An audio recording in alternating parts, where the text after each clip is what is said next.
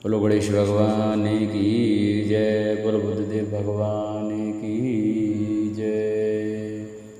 नमस्कार दोस्तों, स्वागत है आपका मेरे YouTube चैनल आर की भक्ति में। भक्तों, आज की वीडियो में हम आपको बुधवार की व्रत कथा सुनाएंगे। कृपया इसे ध्यानपूर्वक सुनें। जो भक्त हमारे चैनल पर नए आए हैं वो हमारे चैनल को सब्सक्राइब करें, वीडियो को लाइक करें और कमेंट में ओम गणेशाय नमः, ओम बुधाय नमः लिखना न भूलें। तो आइए हम अपनी कथा को प्रारंभ करते हैं। बुधवार व्रत कथा।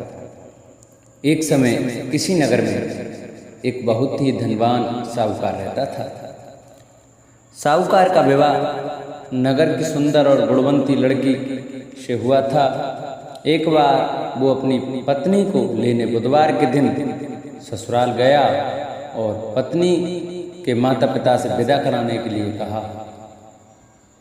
माता पिता बोले, बेटा आज बुधवार है, बुधवार को किसी भी शुभ कार्य के लिए यात्रा नहीं करते। लेकिन वह नहीं माना और उसने बहम की बातों को न मानने की बात कही। दोनों ने बैलगाड़ी से यात्रा प्रारंभ की। 2 कोस की यात्रा के बाद उस गाड़ी का एक पहिया टूट गया। वहां से दोनों ने पैदल की यात्रा शुरू की। रास्ते में पत्नी को प्यास लगी तो साहूकार उसे एक पेड़ के नीचे बैठाकर जल लेने के लिए चला गया। थोड़ी देर के बाद जब वो कहीं से जल लेकर वापस आया तो वह बुरी तरह हैरान हो उठा, क्योंकि उसकी पत्नी के पास उसी की शक्ल का दूसरा व्यक्ति बैठा था। पत्नी भी साहूकार को देखकर हैरान रह गई। वह दोनों में कोई अंतर नहीं कर पाई। साहूकार ने उस व्यक्ति से पूछा, तुम कौन हो और मेरी पत्नी के पास क्यों बैठे हो?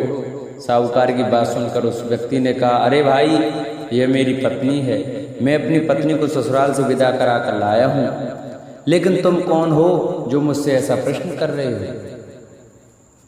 साहूकार ने लगभग चीखते हुए कहा, तुम जरूर कोई चोर या ठग हो। यह मेरी पत्नी है। मैं इसे पेड़ के नीचे बिठाकर जल लेने गया था। इस पर उस व्यक्ति ने कहा, अरे भाई, झूठ तो तुम बोल रहे हो। पत्नी को प्यास लगने पर जल लेने तो मैं गया था। मैं तो जल लाकर अपनी पत्नी को पिला भी दिया। अब तुम चुपचाप यहाँ से चलते बनो, नहीं तो किसी सिपाही को बुलाकर तुम्हें पकड़वा दूंगा।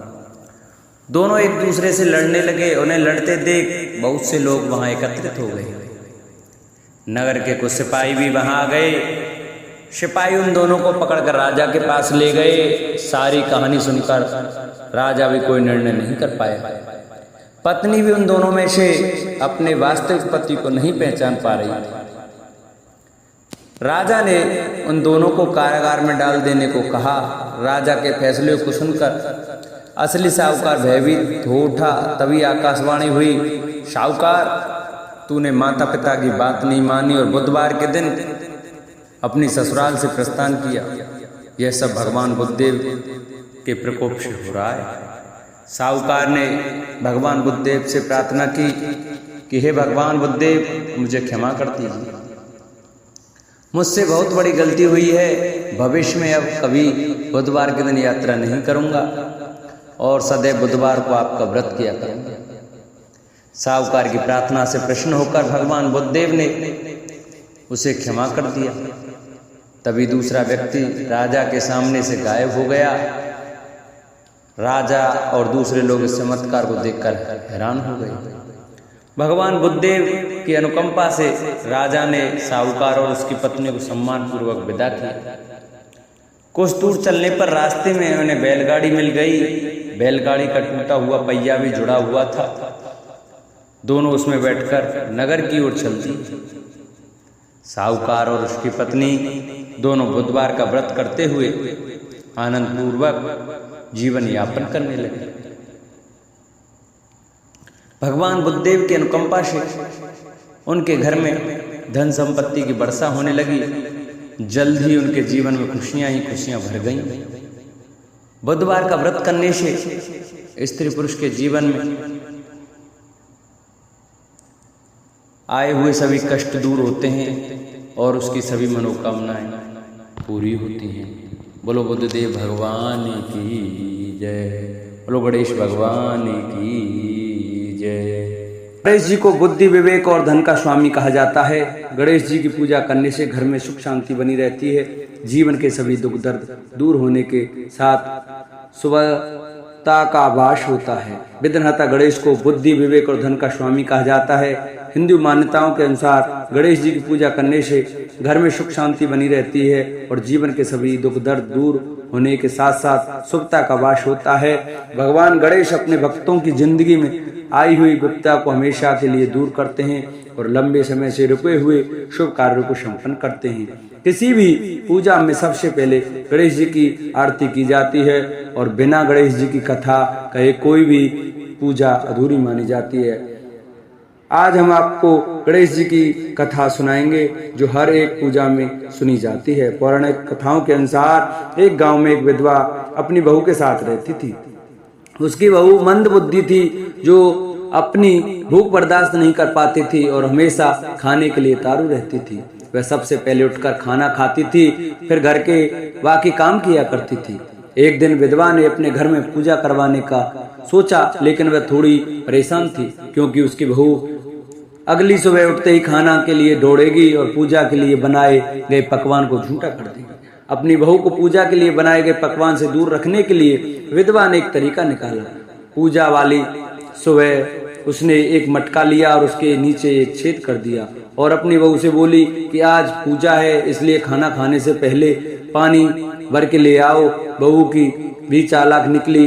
उसने देख लिया था कि विधवा ने मटके के नीचे छेद कर दिया है, इसलिए वह अपनी साड़ी में आटा बांधकर पनघट पर चली गई। वहां उसने आटा निकाला और कुएं के पानी से मदद से बाटियां बनाने लगी गई। कुएं के पास ही एक शमशान घाट था जहां चिताई जलाई जा रही थी।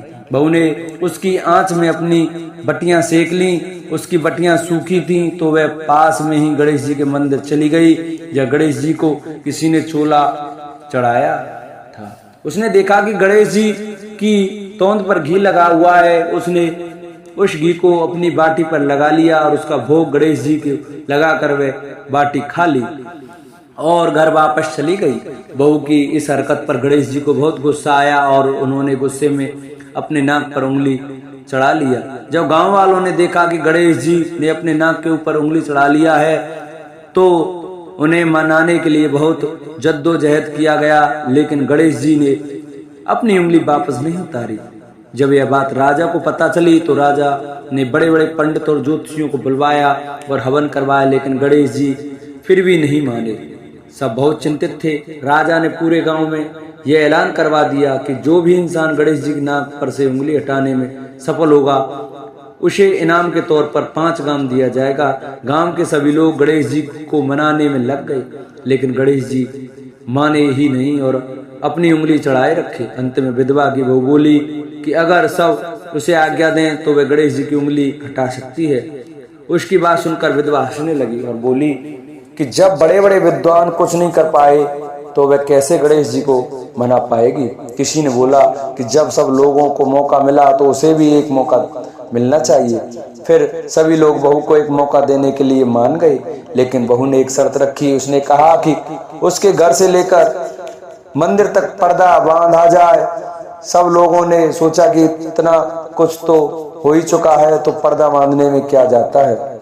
बहू के कहे अनुसार उसके घर से लेकर मंदिर तक पर्दा लगाया गया। बहू ने अपना दिमाग लगाया और वह अपने पेटीकोट में मोगरी छिपाकर मंदिर चली गई। मंदिर जाकर उसने गणेश जी से बोला कि मैंने आपकी तोंद से जरा सा घी क्या लिया, आपने अपने नाक पर उंगली चढ़ा ली। अब आप पर से उंगली हटा रहे हो या दूं एक मोंगरी कि अभी आपके टुकड़े टुकड़े हो जाएंगे। बहू की यह चेतावनी सुनकर गणेश जी थोड़ा डर गए और उन्होंने सोचा